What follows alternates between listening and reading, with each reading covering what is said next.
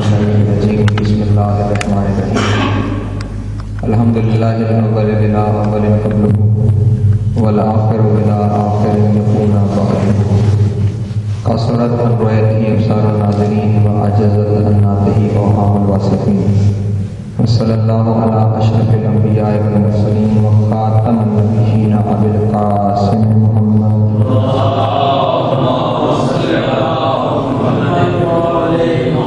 وآله الطيبين الطاهرين المعصومين الشرفاء الذين أذهب الله عنهم الرجس وطهرهم تطهيرا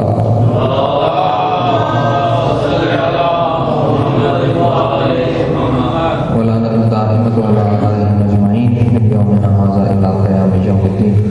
أما بعد فقد قال الله تبارك وتعالى في محكم كتابه المجيد وفرقانه الحميد وقوله الحق وهو أصدق الصادقين. بسم الله الرحمن الرحيم إن الله اصطفى آدم ونوحا وآل إبراهيم وآل عمران على العالمين صلوات الله.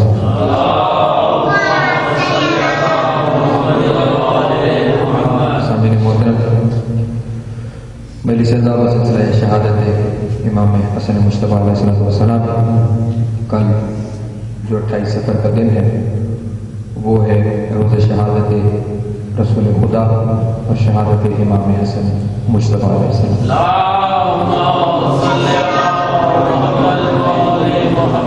اور عجیب اتفاق یہ ہے کہ جس طرح شہادت کے دن میں رسول کے ساتھ رسول کی آل کا ایک فرد شامل ہے، بالکل اسی طرح رسول کی دنیا میں تشریف آوری کے دن 17 ربیع الاول کو بھی رسول کے ساتھ رسول کی آل میں سے امام صادق علیہ السلام شریف.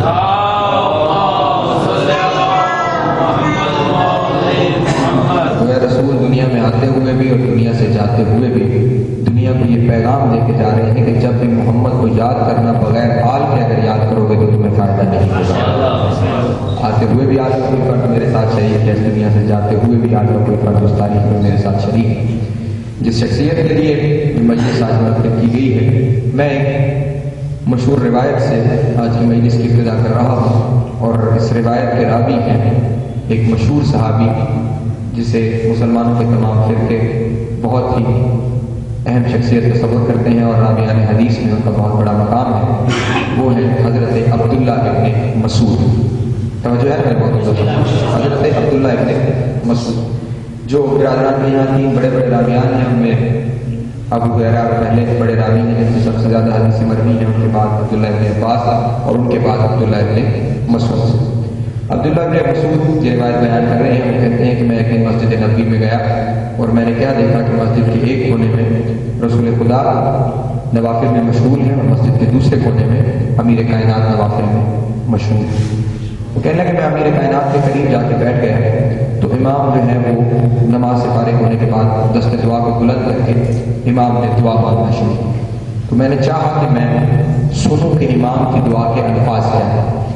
عبداللہ بن مسعود کہتے ہیں کہ میں نے بہت کان لگا کے جب سنا تو میرے کان میں جو لفظ آئے وہ یہ ہے کہ امیر کائنات یہ دعا مانگ رہے تھے کہ اے اللہ تجھے واسطہ ہے اپنے حبیب محمد مصطفیٰ کا میرے گناہگار شیعوں کو بخش دے. مجھے واسطہ ہے اپنے حبیب محمد مصطفیٰ کا میرے گناہگار شیعوں کو بخش دے. عبداللہ بن مسعود کہتے ہیں کہ میں وہاں سے اٹھا اور میں وہاں آ کے بیٹھا کہ جہاں رسول خدا نماز کے بعد مشغول دعا تھے. تو میں نے غور سے سننے کی کوشش کی کہ رسول کیا ارشاد فرما رہے ہیں. تو کہتے ہیں رسول کی زبان سے یہ لفظ جاری تھے کہ اے اللہ تجھے واسطہ اپنے ولی مطلق علی ابن ابی طالب کا میرے گناہگار امتیوں کو بخش دے. یعنی جب میں علی کے پاس گیا تو وہاں محمد صلی اللہ علیہ وآلہ وسلم کا واسطہ دے کے دعا مانگی جا رہی تھی، اور جب میں یہاں آیا تو یہاں رسول خدا کی کائنات کا واسطہ دے کے دعا مانگ رہے تھے. کہنے لگے میں کش آ گیا، میں بے ہوش ہو گیا کہ یہ منظر کیا ہے. وہاں ان کا واسطہ دیا جا رہا ہے، یہاں ان کا واسطہ دیا جا رہا ہے. تو میری اس حالت کو دیکھ کر نماز کے بعد دونوں شخصیات بھی وہاں اکٹھی ہو گئی اور کچھ اور صحابہ کرام بھی وہاں تشریف لے آئے.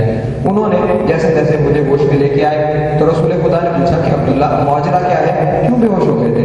کہا مولا وہاں گیا تو وہ آپ کا واسطہ دے کے دعا مانگ رہے تھے، یہاں آیا تو آپ ان کا واسطہ دے کے دعا مانگ رہے تھے، یہ معاملہ کیا ہے؟ تو رسول نے فرمایا سنو عبداللہ بن مسعود، اس بات کو ذہن میں رکھنا اور دنیا کے لوگوں تک بھی پہنچا دینا. دعا جب بھی قبول کروانی ہو یا میرا واسطہ دیا کرو یا میرے بھائی علی کا واسطہ دیا کرو. اب تو وہ اکٹھے ہو ہی گئے ہو اور یہ ہماری راز کی بات بات تم نے سن ہی لی ہے، اگر تم چاہو تو میں تمہارے سامنے خلقت کائنات سے پہلے کا ایک راز بیان کرنا چاہتا ہوں۔ ہم نے کہا کہ اس سے بہتر کیا بات ہے کہ آپ کی زبان گرامی سے یہ راز جاری ہوگا کہ خلقت سے پہلے، دنیا کی خلقت سے پہلے کیا ہوا۔ تو رسول خدا نے فرمایا سنو، دنیا کی خلقت سے کئی ہزار سال پہلے خدا بند عالم نے ہم پیغمبر پاک کے نور کو خلق فرمایا۔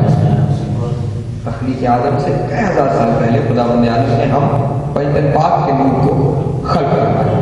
ہمارے اخبار کو خلق کرنے کے بعد خدا بند عالم نے میرے نور کو، یعنی رسول خدا فرما رہے ہیں، خدا بند عالم نے میرے نور کو تخلیق، جس نور کو تخلیق کیا تھا اس نور کو شگافتہ کیا، تو میرے نور سے زمین و آسمان کو پیدا کر دیا۔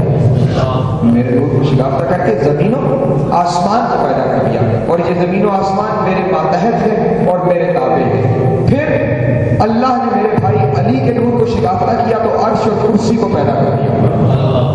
اب جو جس کے نور سے خلق ہو رہا ہے وہ اس کے ماتحت ہے، کیونکہ وہ اس کے نور سے خلق ہو رہا ہے۔ اب لوگ ہمیں کہتے ہیں کہ جناب والا یہ آپ کیسے کہہ دیتے ہیں کہ رسول خدا کے معراج پہ جانے سے پہلے امیر کائنات وہاں پر موجود تھے رسول خدا کا استقبال کرنے کے لیے، تو اس میں کوئی پریشان ہونے والی بات ہی نہیں ہے، آسان سا فطرت کا قانون ہے۔ میزبان کا کام ہوتا ہے کہ مہمان کے آنے سے پہلے وہاں استقبال کے لیے موجود ہو۔ عرش اور کرسی بنے علی کے نور سے تھے، اس لیے عرش میں میزبان ہونا بھی علی کا کام تھا، اس لیے امیر کائنات وہاں پہلے سے موجود تھے۔ پھر وہ میرے نور سے زمین و آسمان کو، علی کے نور سے عرش اور کرسی کو۔ پھر اللہ نے میری شہزادی سیدۃ النساء کے نور کو شگافتہ کیا تو زمین و آسمان کو روشنی واقع ہوئی۔ دنیا میں جتنی روشنی ہے وہ میری شہزادی کے نور کی وجہ سے۔ پھر فرماتے ہیں اللہ نے پھر میرے بیٹے حسن کے نور کو شگافتہ کیا تو لوح و قلم کو پیدا کر دیا۔ اللہ نے میرے بیٹے حسن کے نور کو شگافتہ کیا تو لوح و قلم کو پیدا کر دیا۔ یہ لوح و قلم ہے کیا؟ عزیزان محترم، کائنات آدم و عالم میں سے ہر ذرے کی تقدیر لوح و قلم پہ موجود ہے۔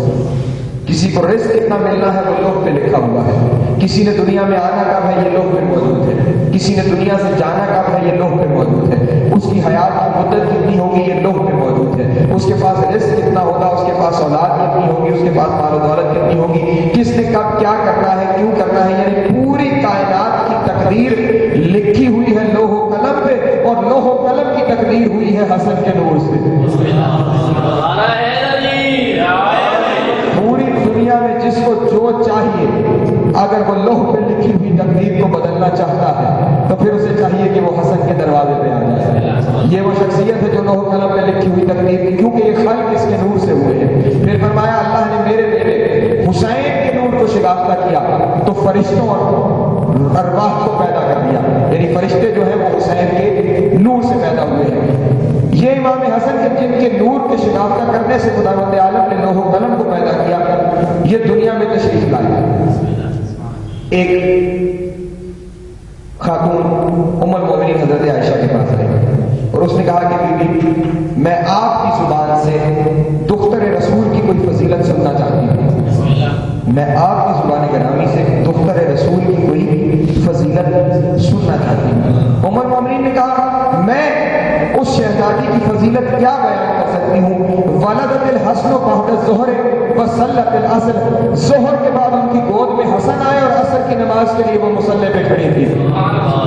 یعنی ایسی پاکیزہ خلقت ہے، ایسی طاہر خلقت ہے کہ ظہر کے بعد شہزادہ تشریف لایا اور عصر کی نماز کے لیے بی بی مصلی پہ موجود تھی۔ پتہ کیا چلا ہماری تخلیق اور ہے، ان کی تخلیق اور ہے، بلکہ اس سے آگے بڑھ کے ام ایمن کو رسول خدا نے فرمایا کہ بی بی آپ جائیے اور شہزادے کو میرے پاس لے کر آئیے، میں اپنے بیٹے کا دیدار کرنا چاہتا ہوں۔ تو ام ایمن نے کہا رسول خدا دنیا میں تشریف لائے ہیں ابھی، اور آپ کی شریعت کے مطابق ہر بچے پر غسل ولادت واجب ہے، اسے غسل ولادت دیا جاتا ہے۔ ابھی تک ہم نے حسن کو غسل ولادت نہیں دیا ہے، جب ہم دے چکیں گے تو ہم آپ کی گود میں اس بچے کو لے آئیں گے۔ عزیزان محترم، صحیفہ رحمت میں سرخی جلال آئی اور فرمایا ام ایمن اس بات کو ذہن میں رکھو، ہم دنیا میں پاک ہونے کے لیے نہیں آتے بلکہ دنیا کو پاک کرنے کے لیے آتے ہیں۔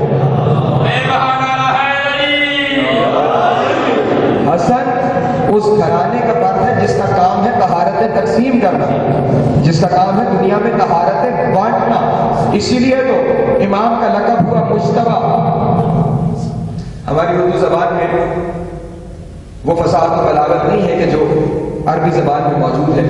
ہم مصطفیٰ کا ترجمہ بھی چنا ہوا کرتے ہیں، ہم مرتضیٰ کا ترجمہ بھی چنا ہوا کرتے ہیں، اور ہم مجتبی کا ترجمہ بھی چنا ہوا کرتے ہیں.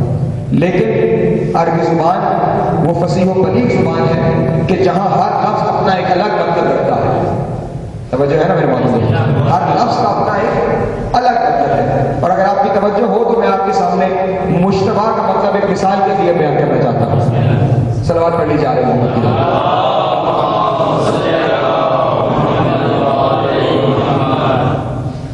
جو بزرگ یہاں پہ تشریف فرما ہے وہ بالخصوص اور جن حضرات کا بھی حکمت سے تعلق رہا ہے وہ میری بات کی تائید کریں گے. حکیم لوگ جو ہیں وہ اپنی دوائیاں کیمیکل سے نہیں بلکہ جڑی بوٹیوں سے بناتے ہیں. وہ جڑی بوٹیاں اکٹھی کرنے کے لیے انہیں جنگل پہاڑ دریا کا سفر کرنا پڑتا ہے. کوئی بوٹی کہاں موجود ہے، کوئی کہاں پہ موجود ہے. تو وہ جب بوٹیاں لینے کے لیے جاتے ہیں تو جس جگہ سے انہوں نے وہ بوٹی جڑی بوٹی کو لینا ہے وہاں جہاں وہ جڑی بوٹی جس کی انہیں ضرورت ہے وہ موجود ہے، وہاں اس کے ساتھ بہت سی خودرو بوٹیاں بھی موجود ہیں. یعنی جہاں جوہر خالص موجود ہے اس کی ارد گرد کچھ امپیورٹیز بھی پائی جا رہی ہیں.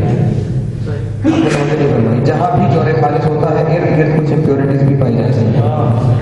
بہرحال اس جوہر خالص کے ارد گرد جب اسے اپنی جگہ سے اٹھایا جاتا ہے تو وہ امپیورٹیز بھی کچھ ساتھ آ جاتی ہیں جن کی انہیں ضرورت ہے وہ بھی، اور اس کے ساتھ جو کچھ چیزیں ہیں وہ بھی ساتھ آ گئی. دوسری جگہ گئے، وہاں سے دوسری جڑی بوٹی کو لیا، اس کے ساتھ کچھ اور چیزیں آ گئی. تیسری جگہ سے تیسری، واپس اکٹھی کرتے کرتے جب وہ گھر واپس پہنچتے ہیں تو جڑی بوٹیوں کا ایک ڈھیر لگ جاتا ہے اور اس میں جوہر خالص بھی موجود ہے اور وہ بھی موجود ہے کہ جن کی انہیں ضرورت نہیں ہے. تو وہ اب کیا کرتے ہیں کہ کاٹ چھانٹ شروع کرتے ہیں. جو ان کی ضرورت کی ہے اسے الگ کرنا شروع کرتے ہیں، اور جو غیر ضروری ہے امپیورٹیز ہیں جن کی انہیں ضرورت نہیں ہے اسے وہ الگ کرنا شروع کرتے ہیں. یہ جو پروسیس ہے جوہر خالص کو ناخالص چیزوں سے جدا کرنے کا، جوہر خالص کو الگ کرنے کا، اسے اکٹھا کرنے کا، اس سے امپیورٹیز کو الگ کرنے کا، اس پروسیس کو عربی میں اصطفا کہتے ہیں.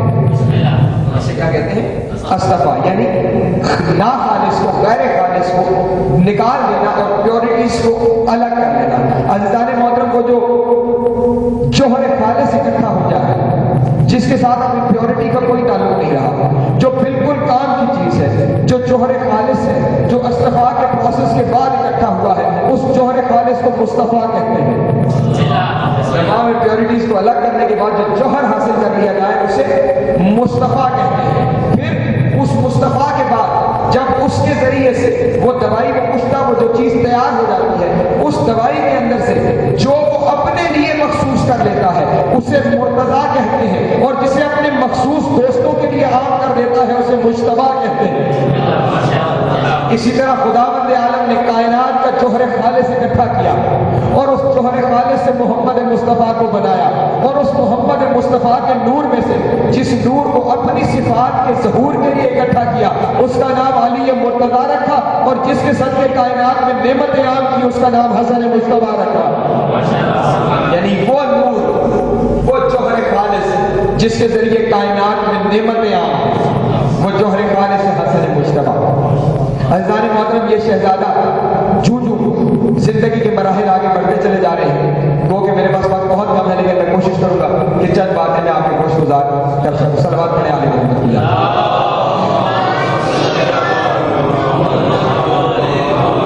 لیکن اگر آپ بالکل خاموش رہیں گے تو میں شبینے کی طرف بڑھتا چلا جاؤں گا، مجھے یہ نہیں پتا چلے گا کہ کچھ آپ تک پہنچا ہے.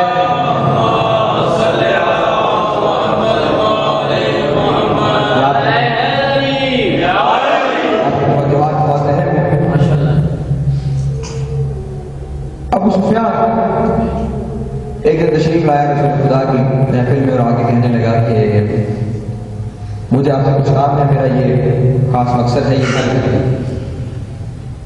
جگہ نہیں ہے کہ مقصد کو بیان کیا جائے. رسول خدا نے فرمایا نہیں، تمہارا یہ کام نہیں ہو سکتا، یہاں سے چلے جائے. بارگاہ رسالت سے نکلا تو رستے میں امیر کائنات سے ملاقات ہوئی تو کہنے لگا جناب مہربانی فرمائیے آپ میری سفارش کر دیجیے شاید میرا کام ہو جائے. تو امیر کائنات نے فرمایا جب رسول نے یہ کہہ دیا کہ نہیں ہو سکتا تو پھر یہ کیسے ممکن ہے کہ علی اس کام کی سفارش کے لیے تمہارے ساتھ چلا جائے؟ یہ ممکن ہی نہیں ہے. جب رسول نے کہہ دیا تو پھر کام نہیں ہوگا. امیر کائنات کے ساتھ ایک مسند میں امام حسن علیہ السلام تشریف فرما تھا. اب اس طرح بزرگوں کا طریقہ کار ہوتا ہے بچے کو دیکھ کے حضرائے مزاج برخوردار اگر تم ہماری سفارش کر دو تو شاید ہمارا کام بن جائے. ابو سفیان شاید یہ نہیں جانتا تھا اور آج تک ابو سفیان کے ماننے والے یہ نہیں جانتے کہ امام چاہے بچہ ہی کیوں نہ ہو وہ امام ہوا کرتا ہے. الامام و امام اللہ کا نصبی کا چاہے وہ بچہ ہی کیوں نہ ہو وہ امام ہوتا ہے. آپ ہی میری سفارش کر دیجیے میرا کام ہو جائے. اب وہ لمبا تڑکا آدمی تھا کھڑا ہوا تھا یہ مسند پہ بیٹھے ہوئے اٹھے اور جس مسند پہ تشریف فرما تھے اس مسند پہ کھڑے ہو گئے. کھڑے ہونے کے بعد امام نے اپنے بائیں ہاتھ میں اس کی داڑھی کو پکڑا اور دائیں ہاتھ سے اس کے ناک پہ تھپڑ مار کے کہا جب تک تم میرے نانا کی رسالت کا اور میرے بابا کی ولایت کا کلمہ نہیں پڑھتا تیرا کوئی کام دنیا میں ہو ہی نہیں سکتا. ضروری ہے کہ تو پہلے میرے اب یہ بچہ ہے جو متوجہ کر رہا ہے ایک بوڑھے کو کہ میرے نانا کی رسالت کا کلمہ پڑھ پھر میرے بابا کی ولایت کا کلمہ پڑھ پھر تیرا کام ہو سکے گا. گویا یہ جب زندگی کے جس حصے میں موجود ہے علم ان کی گھٹی میں انہوں نے رسول خدا کا دیا ہوا علم ان کے پاس موجود ہے. ایک بندہ شام کے علاقے سے امیر کائنات کے پاس آیا اور آگے کہنے لگا مولا میں آپ کی ریت میں سے ہوں میں آپ کی ریت میں سے ہوں اور آپ کے ہی علاقے کا رہائشی ہوں. میرے کچھ سوال ہیں آپ میرے ان سوالات کا جواب دے دیجیے. مولا نے سے کہا کہ میرے سامنے جھوٹ روا نہیں ہے میری موجودگی میں جھوٹ مت بولو. اس نے کہا کیا مطلب میں نے کیا جھوٹ بولا؟ کہا تم نے جھوٹ سے بولا کہ میں آپ کی ریت میں سے ہوں اور آپ کے علاقے کا رہائشی ہوں. نہ تو میری ریت میں سے ہے اور نہ تو میرے علاقے کا رہائشی ہے. تو شام کی ایک بستی کا رہنے والا ہے اور اس بستی کا معروف مکار آدمی ہے. تجھے حاکم شام نے یہاں پہ بھیجا ہے. تو شام کی فلاں بستی کا رہنے والا ہے اور مکار آدمی ہے مجھے حاکم شام نے یہاں پہ بھیجا ہے. اور حاکم شام کو مسئلہ یہ درپیش ہوا ہے کہ کیسر روم ابن اصغر نے اپنے سفیر کے ذریعے کچھ سوال بھیجے ہیں حاکم شام کے پاس اور حاکم شام ان سوالوں کے جواب نہیں جانتا. حاکم شام ان سوالوں کے جواب نہیں جانتا اس لیے اس نے تجھے یہاں پر بھیجا ہے کہ تو یہاں پہ آ کے یہ ظاہر کرے کہ میں آپ کا ماننے والا ہوں. مجھ سے تو سوالوں کے جواب لے جا کے حاکم شام کو بتائے. حاکم شام ان سوالوں کے جواب کیسر روم کو بتائے اور کیسر رسول سے رسول کا حق خلیفہ مان لے. لیکن یاد رکھ جواب بھی تجھے مل جائیں گے. باغیہ وہ جواب وہاں پہ بھی بھجوا دے گا لیکن کیسر روم نے نہ آج تک اسے مانا ہے نہ وہ آئندہ اسے مانے گا.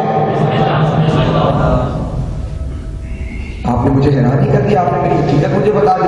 شاہ جی مولانا نے کہا سنو تمہارے سوال اتنے اہم نہیں ہیں کہ میں اپنے اہم کام چھوڑ کے تمہارے سوالوں کے جواب دینا شروع کروں. سنو تمہارے جو سوال ہیں تمہارے لیے بہت اہم ہوں گے لیکن اس طرح کرو میرے بیٹوں میں سے کسی بیٹے سے پوچھ لو میرے شہزادوں میں سے کسی شہزادے سے پوچھ لو. اس نے کہا میں آپ کے بڑے شہزادے حسن سے یہ سوال کرنا چاہتا ہوں. میں امام حسن سے یہ سوال کرنا چاہتا ہوں. مولا کے سامنے آیا اور آگے کہا مولا میں آپ سے کچھ سوال کرنا چاہتا ہوں اجازت ہے؟ مولا نے کہا کہ بابا نے کہہ دیا تو پھر کوئی گنجائش ہی نہیں رہے گی. اب تم نے سوالوں کے جواب تو تمہیں ملنے ہیں لیکن اس طرح کرتے ہیں کہ تم سوال پوچھو کہ میں پھر جواب دوں گا تو وقت ضائع ہوگا. ایسا کرتے ہیں سوال بھی میں ہی بتا دیتا ہوں جواب بھی میں ہی دے دیتا ہوں. سوال بھی ہم ہی بتاتے ہیں جواب بھی ہم ہی دے دیتے ہیں. کہنے لگا آپ نے میری حیرانگی میں اضافہ کر دیا. پہلے آپ کے بابا نے مجھے یہ کہہ کے اور مجھے پہچان کے حیران کر دیا تھا اور اب آپ یہ کہہ رہے ہیں کہ آپ سوال بھی آپ بتائیں گے اور جواب بھی آپ دیں گے. اگر آپ لوگ اتنے صاحبان علم اور اتنے صاحب و مرتبہ ہیں تو پھر آپ حاکم شام کے مقابلے میں کمزور کیوں؟ اسے آپ زیر نقو کر کے منوا کیوں نہیں لیتے اپنے آپ کو؟ امام حسن کا جواب سنیے گا. فرماتے ہیں ہمارا مزاج اور اللہ کا مزاج ایک ہے. توجہ معززین محترم, ہمارا مزاج اور اللہ کا مزاج ایک ہے اور وہ مزاج یہ ہے ہم کسی کو کبھی ڈنڈے کے زور پہ نہیں منوایا کرتے.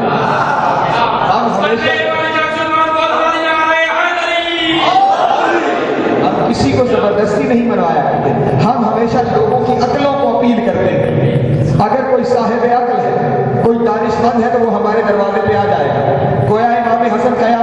لیے دنیا کو یہ رول دے کے جا رہے ہیں کہ اگر کسی کو پرکھنا ہو کہ کوئی عقل مند ہے یا بے وقوف، تو پھر یہ نہ دیکھا کرو کہ وہ کس مسلک پہ بیٹھا ہوا ہے، یہ دیکھو اگر ہمارے دروازے پہ آ چکا ہے تو وہ دنیا کا سب سے بڑا عقل مند ہے، اور اگر نہیں آیا تو وہ دنیا کا سب سے بڑا بے وقوف ہے، کیونکہ عقل کا معیار یہ ہے کہ ہمارے دروازے پہ آیا جائے۔ ہم عقل کو اپیل کرتے ہیں۔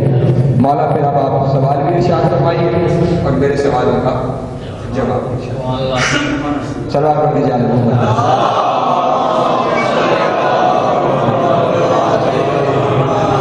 مولا نے کہا سن، تیرا پہلا سوال جو تو لے کے آیا تھا وہ یہ تھا کہ حق اور باطل کے درمیان کتنا فاصلہ ہے۔ تیرا پہلا سوال یہ تھا کہ حق اور باطل کے درمیان کتنا فاصلہ ہے۔ سن، حق اور باطل کے درمیان 4 انگلیوں کا فاصلہ ہے۔ جو تم کانوں سے سن رہا ہے وہ باطل ہے، جو تم نگاہوں سے دیکھ لے گا وہ حق ہے۔ وہ دنیا کی تربیت کرنے جا رہے ہیں، سنو، سنی سنائی باتوں پہ یقین نہ کیا کرو۔ آج ہمارے معاشرے میں آپ دیکھیں جتنی برائیاں دلوں میں پیدا ہوتی ہیں، ایک دوسرے کے بارے میں دلوں کے اندر رنجشیں بڑھ جاتی ہیں اور انسان بڑھتے بڑھتے ایک دوسرے کے دشمن ہونے لگتے ہیں۔ کہاں سے؟ سنی سنائی باتوں سے، لگائی بچھائی جو یہاں سے وہاں اور وہاں سے یہاں ہو رہی ہے، اس سنی سنائی باتوں کی وجہ سے لوگوں میں کدورتیں بڑھ جاتی ہیں۔ امام کہہ رہے ہیں سنی سنائی باتوں پہ یقین نہ کیا کرو، دیکھا کرو اپنی نگاہوں سے۔ جب اللہ نے تمہیں آنکھیں دے رکھی ہے تو پھر پہچانو کہ جو کہا جا رہا ہے وہ ٹھیک ہے یا نہیں، وہ حق ہے یا نہیں، اس آنکھ کے دیکھنے پہ یقین کرو۔ پھر اسے کہا، تیرا اگلا سوال یہ تھا کہ یہ بتائیے کہ زمین و آسمان کے درمیان فاصلہ کتنا ہے؟ تو مولا نے کہا سن، زمین و آسمان کے درمیان کتنا فاصلہ ہے کہ مظلوم کی آہ اسے ایک لمحے میں طے کر لیتی ہے۔ زمین و آسمان کے درمیان اتنا فاصلہ ہے کہ مظلوم کی آہ اسے ایک لمحے میں طے کر لیتی ہے۔ گویا دنیا کو سبق دے رہے ہیں مظلوم کی آہ سے بچنا، کوئی مظلوم پہ مزید ظلم نہ ڈھائے، کیونکہ اس کی آہ یہ فاصلہ اتنی تیزی سے طے کرے گی کہ تمہیں سمجھ میں نہیں آئے گی۔ اور ساتھ میں اگلا جملہ ارشاد فرمایا، یہ بھی یاد رکھنا یہ آسمان کچھ بھی نہیں ہے سوائے حد نگاہ کے۔ ذہن میں رکھنا، یہ جو آسمان جسے تم آسمان کہہ رہے ہو یہ کچھ بھی نہیں ہے سوائے حد نگاہ کے۔ آج تک دنیا یہ سمجھتی رہی کہ شاید واقعی کوئی یہ نیلی چھتری ہے جو تانی ہوئی ہے اور ہم اسے دیکھ رہے ہیں اور یہ آسمان ہے۔ آج سائنسدانوں نے ثابت کر دیا کہ یہ آسمان جسے ہم آسمان سمجھ رہے ہیں یہ آسمان نہیں ہے، یہ انسان کی حد نگاہ ہے۔ جہاں تک یہ دیکھ سکتا ہے اس جگہ کا نام اس نے آسمان رکھ دیا ہے۔ جہاں سائنسدان 1400 سال ترقی کرنے کے بعد پہنچا ہے، علی کا بیٹا حسن 1400 سال پہلے اس بات کی خبر دے رہا تھا۔ یہ اور کچھ نہیں ہے، یہ تمہاری حد نگاہ کا نام ہے۔ اور سن، تیرا اس سے اگلا سوال یہ تھا کہ بتائیے وہ 10 چیزیں کون سی ہیں جو ہر چیز دوسری پر زیادہ حاکم ہے، ہر چیز دوسری سے زیادہ سخت چیز ہے۔ جی مولا یہی سوال تھا۔ تو پھر سن، پتھر سب سے سخت چیز ہے، پتھر سب سے سخت چیز ہے۔ اس پتھر سے سخت ہے لوہا جو اس پتھر کو بھی توڑ دیتا ہے، اور اس لوہے سے سخت ہے آگ جو اس لوہے کو پگھلا دیتی ہے، اور اس آگ سے سخت ہے پانی جو اسے بجھا دیتا ہے، اور اس پانی سے سخت ہے وہ بادل جو اس پانی کو لیے ہوئے اڑ رہا ہے، اور اس بادل سے سخت ہے ہوا جس نے اپنے دوش میں بادل کو اٹھایا ہوا ہے، اور اس ہوا سے سخت ہے ملک الہوا جو اس ہوا کو چلا رہا ہے، اور ملک الہوا سے سخت ہے ملک الموت جو اس کی روح کو بھی قبض کر لے گا، اور ملک الموت سے سخت ہے موت جو ملک الموت پر بھی طاری ہو جائے گی، اور موت سے سخت ہے امر، اور امر سے سخت ہے ہم اولے الامر۔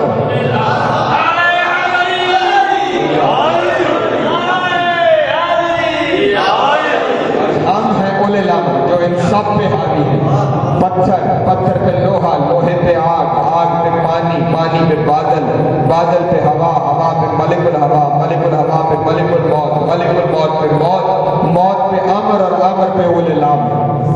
گویا بتا رہے دنیا کو ہم پوری کائنات پہ حاوی ہیں، جو کچھ کائنات میں ہے چاہے وہ موت ہے یا زندگی وہ ہماری مٹھی میں ہے، اور ہم جب چاہیں جو چاہیں سلوات بڑھا لیں۔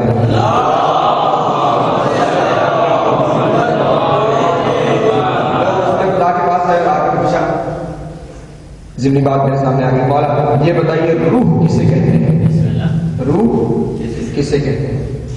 رسول خدا کے اوپر وحی نازل ہوئی، قل حبیب ان سے کہہ دیجئے الروح من امر ربی، روح تیرے رب کا امر ہے، روح تیرے رب کا امر ہے۔ پھر کچھ لوگ آئے انہوں نے آ کے پوچھا یا رسول اللہ نیند کیا ہے؟ نیند کیا ہے؟ پھر آیت نازل ہوئی، انہیں بتاؤ نیند عارضی موت کا نام ہے، ایک وقتی موت ہے جو روزانہ تم پہ طاری ہوتی ہے، اس دوران روح تمہارے جسم سے نکال دی جاتی ہے۔ اور پھر اس کی تفسیر میں لکھا گیا کہ یہ جو انسان خواب دیکھ رہا ہوتا ہے کہ کبھی میں مسجد میں موجود ہوں، کبھی میں امام بارگاہ میں موجود ہوں، کبھی میں مجلس میں بیٹھا ہوا ہوں، کبھی میری روح امریکہ میں موجود ہے، کبھی انگلینڈ میں، یہ جو کچھ خواب آپ دیکھ رہے ہوتے ہیں یہ خواب کچھ نہیں ہوتا سوائے اس کی کہ آپ کی روح جہاں جہاں سفر کر رہی ہے، وہ جن جن مناظر سے گزر رہی ہے، وہ تصویر آپ کے ذہن میں چلتی چلی جاتی ہے۔ دیکھیے گا امر کا اپنے تابع سے رابطہ کتنا گہرا ہے، وہ موجود جانے کہاں ہے، لیکن جو کچھ وہ دیکھ رہا ہے وہ ٹرانسفر اس کے تابع جسم کے اندر ہوتا چلا جا رہا ہے۔ اتنا گہرا رابطہ ہے کہ جہاں وہ موجود ہے، جو وہاں دیکھ رہا ہے، وہ اس کے ذہن میں تصویر بنتی چلی جا رہی ہے۔ اب جو بات میں نے سمجھانی تھی، جس کے لیے جو بات شروع کی تھی، وہ یہ ہے کہ ادھر وہ روح جانے کہاں، امریکہ میں بیٹھی ہوئی ہے، انگلینڈ میں بیٹھی ہوئی ہے، کسی جگہ میں، کسی مسجد میں ہے، کہاں پہ موجود ہے۔ ادھر یہ جو جسم سویا ہوا تھا، ایک مچھر اڑا اور وہ اڑ کے اس بندے کے رخسار پہ آ کے بیٹھا، اور ادھر اس مچھر نے چاہا کہ میں ڈنک ماروں اور اس بندے کو میں تکلیف پہنچاؤں۔ ادھر یہ جسم تکلیف میں آیا، ادھر مشکل میں آتے ہی اس جسم نے امر کو یاد کیا۔ مشکل میں آتے ہی اس جسم نے امر کو یاد کیا۔ ابھی مچھر نے کاٹا نہیں تھا، ہزاروں کروڑوں میل کا سفر طے کر کے وہ امر مشکل کشائی کے لیے اس کے جسم میں داخل ہو گیا۔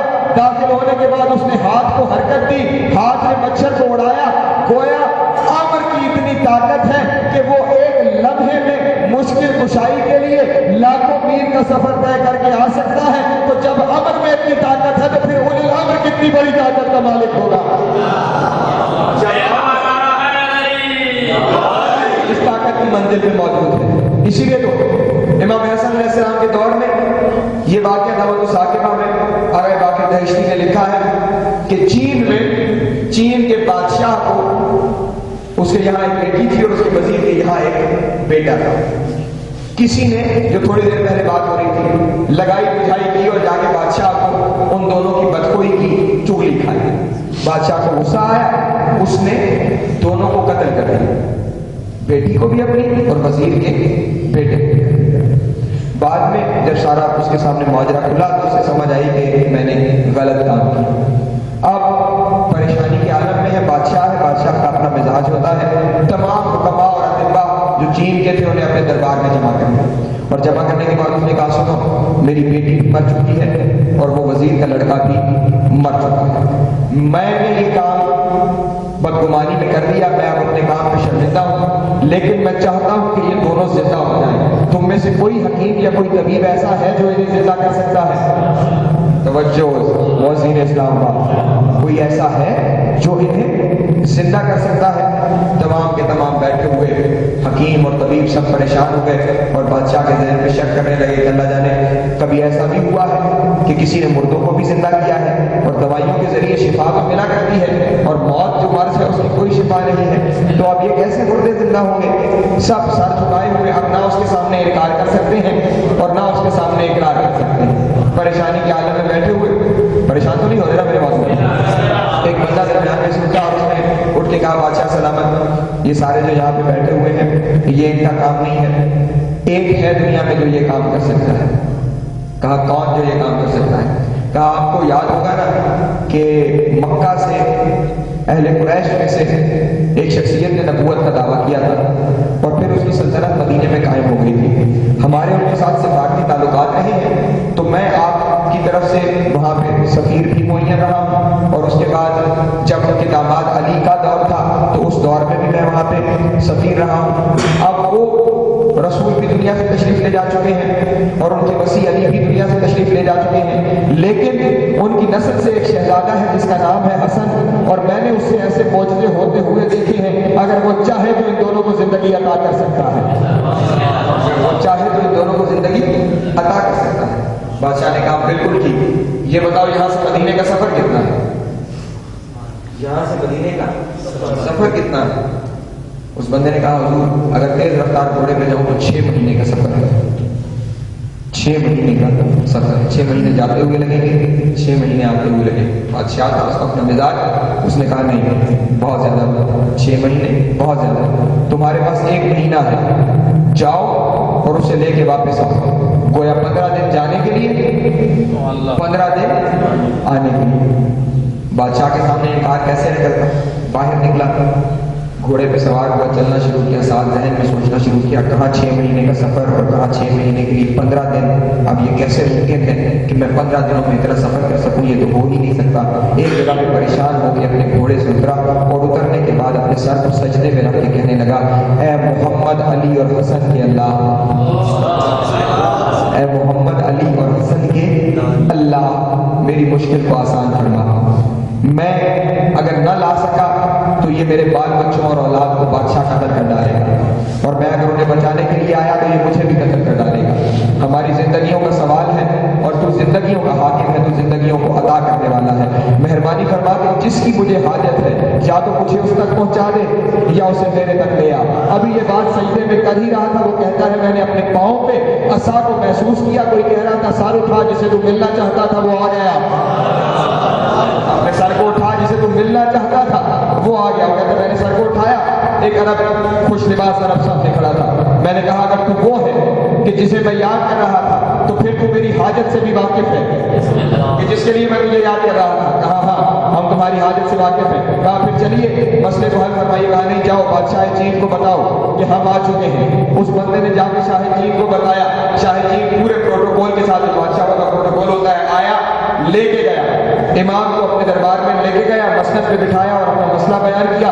مولا نے کہا تیرا مسئلہ حل کیے دیتا ہوں, لیکن یاد رکھنا آج کے بعد کسی پہ ظلم نہ کرنا, آج کے بعد کسی مظلوم پہ ظلم مت کرنا اور کسی کے ساتھ زیادتی مت کرنا, اور اپنی شہنشاہیت کو, اپنی بادشاہی کو, اپنی حکومت کو عدل کے مطابق چلانا.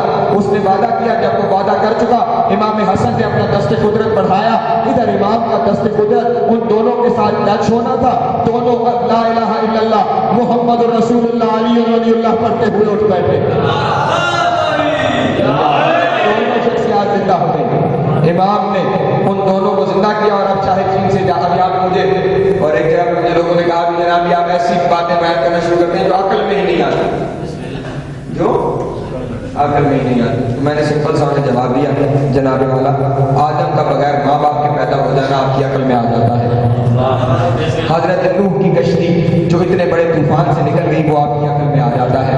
حضرت ابراہیم کا میلوں میں لگی ہوئی آگ سے بچ کے آ جانا آپ کی عقل میں آ جاتا ہے. حضرت صالح کی اونچلی کا پہاڑ سے بچے سفید نکل آنا آپ کی عقل میں آ جاتا ہے. حضرت سلیمان پیغمبر کا تخت کا ہوا میں اڑنا آپ کے ذہن میں آ جاتا ہے. ہدہد کا ان سے بات کرنا آپ کے ذہن میں آ جاتا ہے. آصف برقیہ کا ایک لمحے میں تخت کو ملک سبا سے حضرت سلیمان کے پاس بلا لینا آپ کی عقل میں آ جاتا ہے. حضرت عیسیٰ کا بغیر باپ کے پیدا ہو جانا آپ کی عقل میں آ جاتا ہے. محمد اور اہل بیت محمد کی فضیلتیں آپ کی عقل میں نہیں آتی.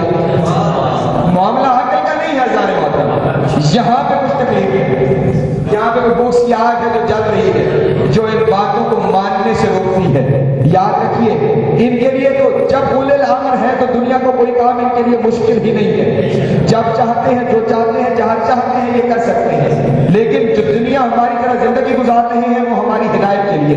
امام حسن مجتبیٰ نے اپنی زندگی کے اندر ایسے ایسے کارنامے سے انجام دیے ہیں کہ جو انسان سوچے تو وہ حیران رہ جاتا ہے. لیکن کیونکہ اولل الامر کے کارنامے ہیں تو وہ بیان ہوتے ہیں. اب یہ تو وہ باتیں تھی جو بظاہر عقل میں نہیں آتی. اب اگر آپ کی اجازت ہو تو ایک ایسی بات بیان کر دوں جو عقل میں آ سکتی ہے. صلوات پڑھیں علی محمد.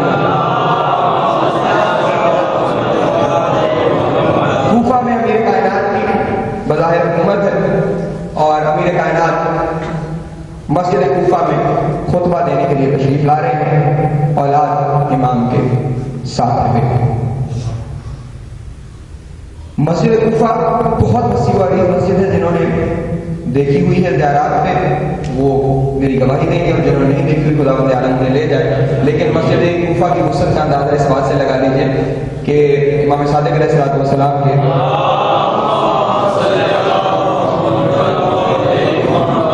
ایک صحابی ہیں, وہ یہ ارشاد فرماتے ہیں کہ امام کے دنیا سے جانے کے بعد, کیونکہ امام نے اپنی زندگی کے 2 سال کا حصہ کوفہ میں مختلف حصوں میں گزارا ہے, کبھی 2 مہینے, کبھی 3 مہینے کا, ٹوٹل جو عرصہ ہے وہ 2 سال کا ہوتا ہے.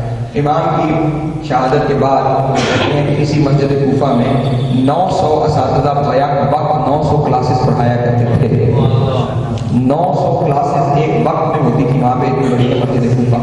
مسجد کوفہ لوگوں سے کھچا کھچ بھری ہوئی ہے اور امیر کائنات خطبہ دینے کے لیے تشریف لا رہے ہیں. عزیزان محترم وہ کیا ماحول ہوتا ہوگا جب وارث ممبر سلونی خود خطاب کرتا ہو، بلکہ لفظ کو بدل کے کہوں کہ جب لسان اللہ خود گویا ہو جاتی ہوگی وہ کیا منظر ہوتا ہوگا. تشریف لائے، مجمع کو دیکھا. مجمع کو دیکھنے کے بعد فوراً کہا حسن ہم چاہتے ہیں کہ آج خطبہ آپ ارشاد فرمائیے. حسن ہم چاہتے ہیں کہ آج خطبہ آپ ارشاد فرمائیے. بابا جان آپ کی موجودگی میں کیسے خطبہ دے سکتا ہوں؟ کہا بیٹا آپ خطبہ ارشاد فرمائیے، میں پردے میں چلا جاتا ہوں.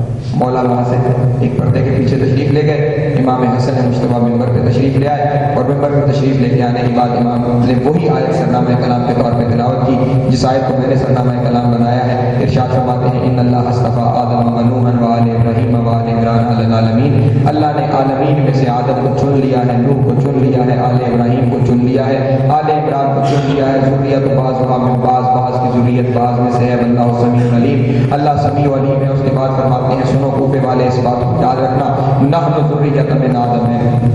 سنو یہ جس آدم کو مصطفیٰ بنایا گیا ہے اس آدم کی ذریت ہم ہے. نحن ذریت من آدم و اسرت من نوح، اور اللہ نے ہمیں نوح کا تسلسل بنایا ہے. اللہ نے ہمیں نوح کا تسلسل بنایا. اور یہ لفظ کو بدلا، پہلے ذریت آدم کہا، یہ نوح کا تسلسل آپ نے کیوں ارشاد فرمایا؟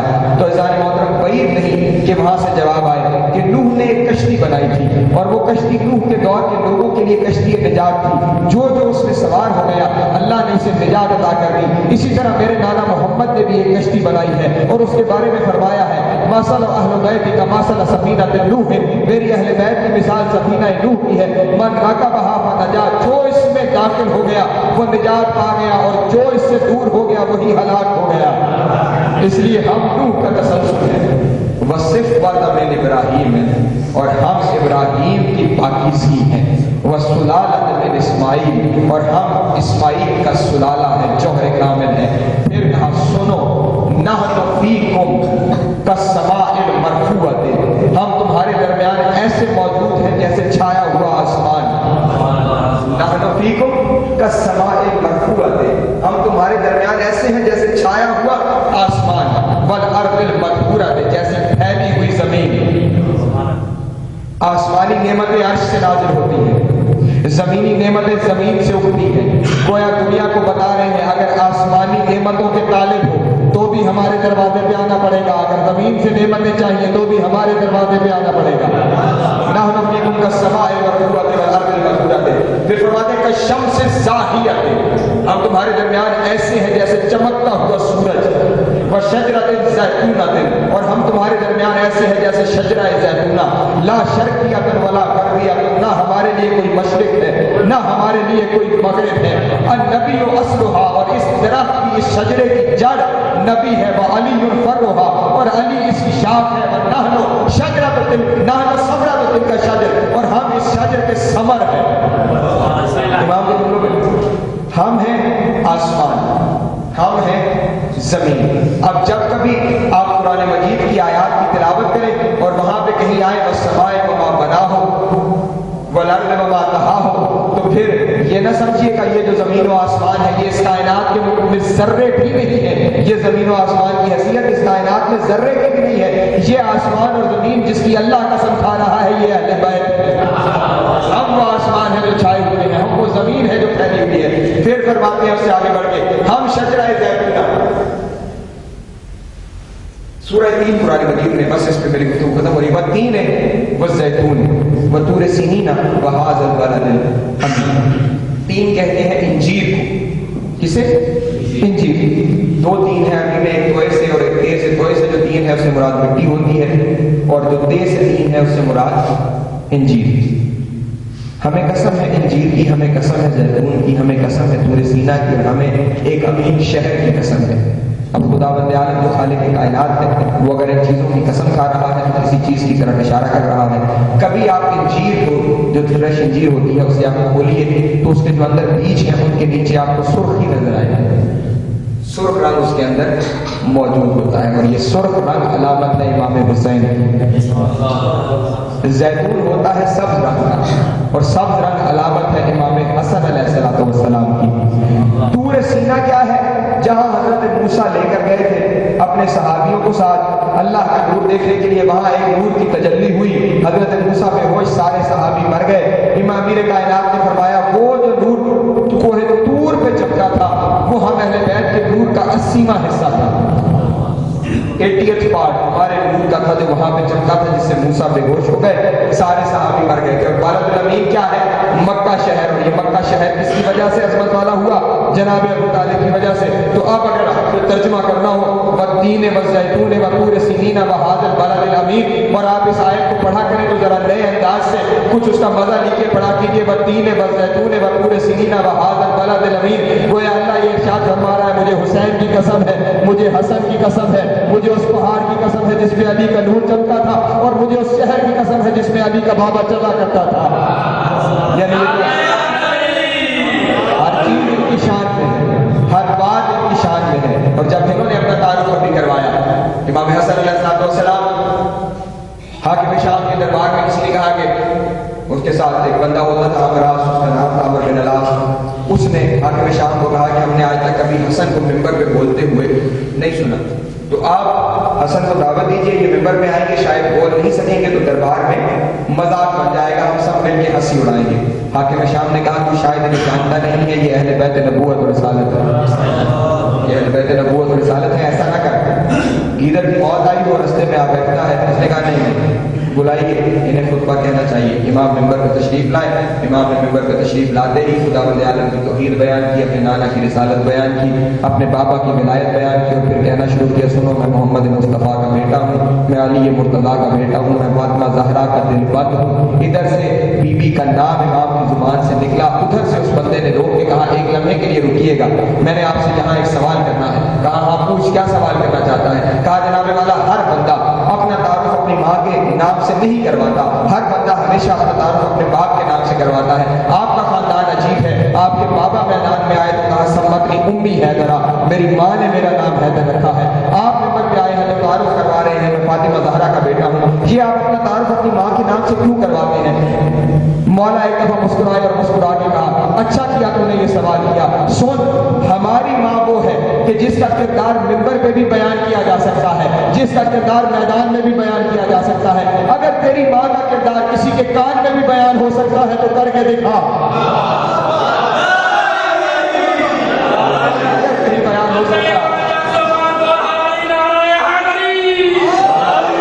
دن سے اس کے دل میں ایک چبھن کہ کوئی دن ایسا ہو کہ میں بھی اپنی ماں کے نام سے اپنا تعارف کرواؤں۔ ایک دفعہ مدینے آیا اور کسی پروگرام میں آیا کہ میں اپنی ماں کے نام سے اپنا تعارف کروانا چاہتا ہوں۔ مسجد نبوی میں اس نے محفل لگا دی، قالین بچھا دیے، لوگوں کو بلا لیا اور مال و زر تقسیم کرتا چلا جا رہا ہے۔ ساتھ ہی اس نے ایک بندے کو پیغام دے کے بھیجا کہ حسن کو بھی بلا کے لاؤ۔ امام حسن بھی تشریف لے آئے، ایک تشت درہم و دینار سے بھرا ہوا، کچھ روایات کے مطابق 3 لاکھ دینار اس تشت کے اندر موجود، اور سونا اور موتی اور جواہر اس کے علاوہ اس کے اوپر موجود، وہ سب کچھ امام کو دیا، کہا یہ امام کو دے دو۔ جب امام کے سامنے آیا تو امام نے کہا ہے تو اور یہ سب کچھ؟ کہا تم، اور کہا یہ سب کچھ ہمیں دے رہا ہے؟ اب اتنا کے کہنے لگا یہ سب کچھ میں اس لیے دے رہا ہوں کہ میں ہندا کا بیٹا ہوں، یہ سب کچھ میں اس لیے دے رہا ہوں کہ میں ہندا کا بیٹا ہوں۔ یہ سننا تھا کہ امام اٹھے اور اٹھ کے پیچھے کو مڑے اور اپنے غلام کو کہا ہمارے نالین لے کر آؤ، ہماری جوتیاں لے کر۔ غلام نے امام کی جوتیاں اٹھائیں، اپنی ابا کے دامن سے جوتیوں کو جھاڑا اور آ کے امام کے سامنے رکھے۔ امام نے نالین کو زیب پا کیا اور ساتھ کہا تم نے اپنی ابا کے دامن سے ہماری جوتیوں کو جھاڑا ہے، جا یہ سب کچھ جو کچھ اس نے دیا ہے ہم تجھے عطا کرتے ہیں۔ اس حاکم شام پریشان ہوا، کہنے لگا یہ اتنا سارا مال یہ تو آپ کے شایان شان تھا، میں نے آپ کو دیا اس لیے کہ میں ہندا کا بیٹا ہوں، اور آپ سب کچھ اس غلام کو دے رہے ہیں۔ امام نے کہا غلام کو اس لیے دے رہا ہوں کہ میں فاطمہ کا بیٹا ہوں۔ تو دے رہا تھا اپنی حکومت چاہو چلا جتلانے کے لیے، اپنی بات کو دکھانے کے لیے۔ ہم تو جوتیاں جھاڑنے کے صدقے، نہ ہمیں فکر ہے کوئی ہمیں مانے، نہ ہمیں فکر ہے کوئی ہمیں نہ مانے، اس نے جو اختیار دے کے بھیجا ہے وہ کسی کے ماننے کا محتاج نہیں ہے. چڑھے ہوئے سورج کو ساری دنیا انکار کرتی رہے کہ یہ طلوع نہیں ہوا، وہ پھر بھی طلوع رہتا ہے. تو عزیزان محترم، یہ وہ امام کہ جس امام نے امن کو قائم کیا. کل تعلق اٹھ چکا ہے اور آپ امام کی شہادت سماعت فرما چکے ہیں. میں بس 2 جملے آپ کے سامنے بیان کروں گا. اس امام کا قصور فقط اتنا تھا کہ یہ دل بند بطول تھا، اس کے علاوہ کچھ نہیں. زہر منگوایا گیا ہے امام کے لیے، اور میں نے کتابوں میں یہ پڑھا ہے کہ جو زہر بھیجا گیا تھا اس زہر کا ایک قطرہ اگر کسی دودھ دینے والے جانور کے سینگ پہ رکھ دیا جائے تو اس کا دودھ خشک ہو جائے. اگر اس کا ایک قطرہ دریا میں ڈال دیا جائے تو جہاں جہاں تک پانی جائے گا آپ ہی مخلوق تڑپ تڑپ کے مرتے چلی جائیں گے. عزیزان محترم، اس کا ایک قطرہ نہیں ہے. جوزہ بنت اشعث نے پوری شیشی جام میں ڈال کر امام کو دی، اور امام اس دن روزے سے. یہ جوزہ بنت اشعث کون ہے؟ اشعث ابن قیس کندی کی بیٹی ہے. اس کی ماں کا نام ہے ام فروا. یہ ام فروا ابی قحافہ کی بیٹی ہے، پہلے خلیفہ کی بہن ہے. یعنی یہ جو قاتلہ ہے امام حسن علیہ السلام کی، یہ پہلے خلیفہ کی بہن کی بیٹی، سگی ماں کی، پہلے خلیفہ کی. زہر دے دیا. زہر نے امام کے کلیجے پہ اثر کیا، تڑپنا شروع کیا اور ساتھ ہی کہا جوزہ میں تیرا اچھا شوہر نہیں تھا، مجھ پہ یہ ظلم تو نے کیوں اٹھایا؟ اور پھر اپنے آپ کو سنبھالا اور گئے روزہ رسول کے اوپر اپنے نانا کی قبر کو سینے سے لگا کے کہا نانا اگر نواسا آئے گا تو مجھے یہاں جگہ مل جائے.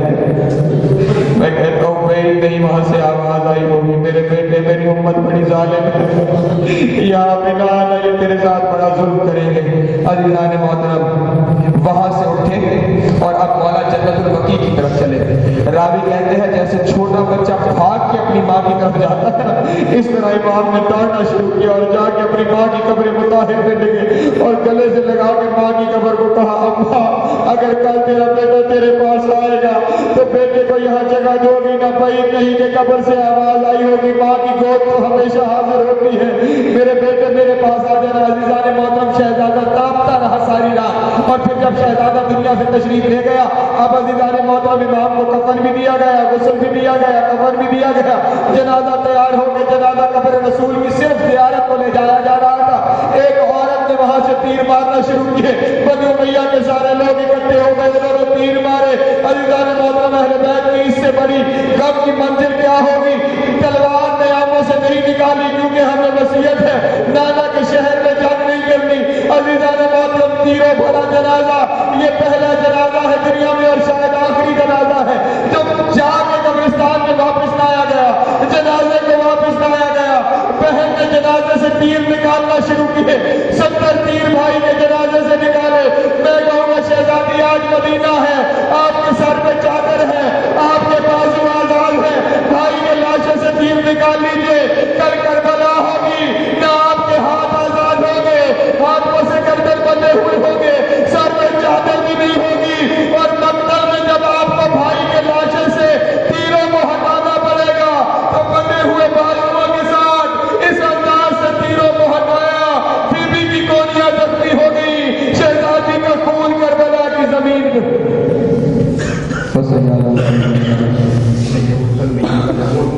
یا اللہ ہماری اس عبادت کو اپنی بارگاہ میں منظور و قبول فرما.